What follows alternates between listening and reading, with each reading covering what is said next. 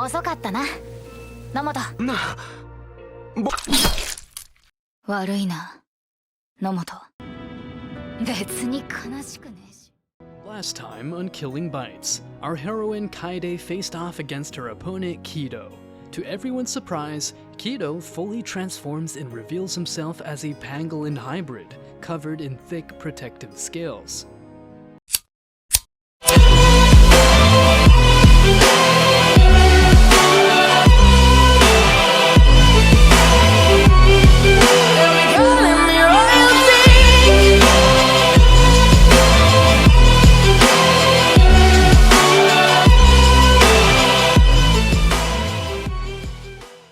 At the start of episode 10, Hitomi is dealt a devastating blow as she is knocked unconscious. Despite this setback, Taiga barely steps forward, determined to take down Kido and protect his friends. He tries to break Kido's formidable skills, but he is quickly outwitted and loses his right arm. Just when all seems lost, Ichinosuke swoops in to save the day, unleashing a powerful attack that leaves Kido momentarily vulnerable. Seizing the opportunity, Taiga claws out Kido's right eye, leaving him reeling in pain. However, this victory is short-lived as both Taiga and Ichinosuke are viciously impaled by Kido. Yoko revels in the triumph of the Mitsukado, eagerly declaring her victory. But just as he begins to gloat, something miraculous happens. Hitomi, who was lying motionless moments before, suddenly and dramatically awakens, her body undergoing a monstrous transformation as she transforms into her honey badger form.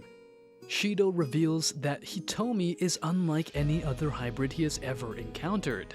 While most hybrids are genetically modified humans, Hitomi was born with hybrid DNA, making her an origin beast, a perfect fusion of human and animal. A flashback to 7 years prior shows how Shido first encountered Hitomi in Hong Kong, where she was living as a wild animal. Despite the numerous injuries he sustained, Shido gained her trust by feeding and spending time with her, eventually naming her Hitomi. However, their time together was short-lived as they were eventually captured by the Liuman Mafia. It wasn't until they were saved by match overseer Shinozaki that Hitomi began to develop feelings for Shido for protecting her. Now, back in the present, Hitomi unleashes a barrage of attacks on Kido, demonstrating her vastly superior strength and speed. With her newfound power, she's determined to bring Kido down and emerge victorious. A new form has been revealed. Before we continue, take a moment to answer the question of the day. What is stronger, raw strength or martial arts skill? Comment down below for a chance to be shouted out. Now, back to the episode. With a fierce determination, Hitomi skillfully slashes Kido's unprotected chest, leaving him reeling, but she doesn't stop there, as she follows up with a powerful kick, sending him flying into several trees and decimating them in the process. Suddenly, Kido's past comes flooding back to him as he has a vivid flashback of his association with plants and his mother. Determined to end the fight, Kido retaliates by severing Hitomi's right arm, causing her protective skills to become rows of deadly knives. He relentlessly beats her until she takes a bold move and flings her own severed arm into his face, providing her with a much-needed distraction.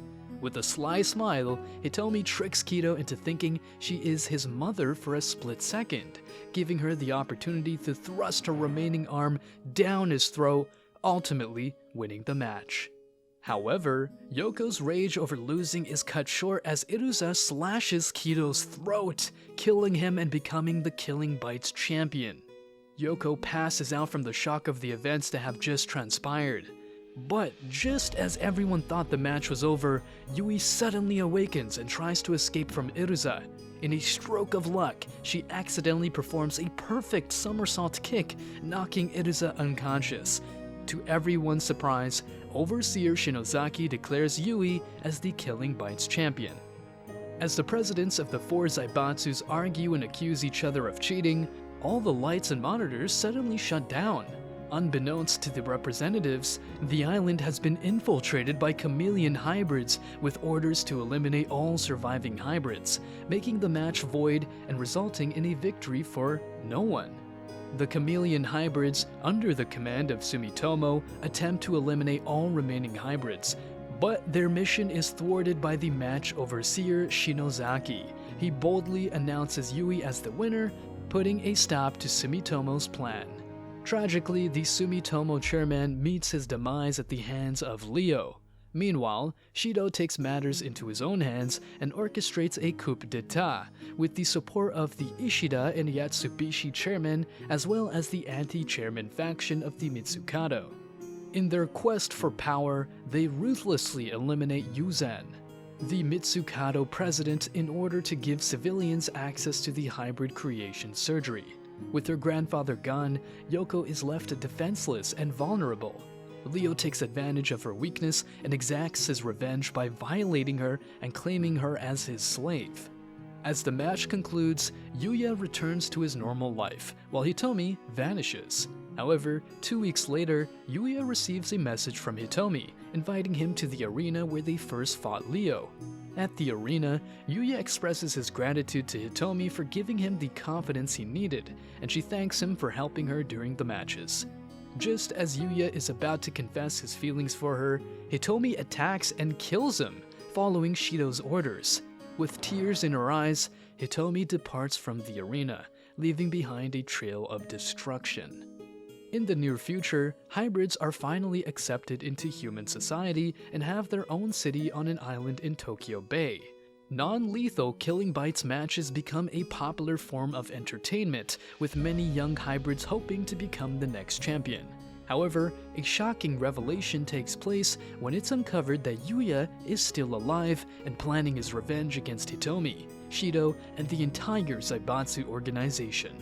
Utilizing a pair of young female hybrids, he prepares to strike back against those who wronged him. What a shocking finale! Will Yuya ever find Hitomi again? I guess we have to wait until Season 2 releases. In the meantime, stay tuned for the Killing Bites Season 1 review coming your way.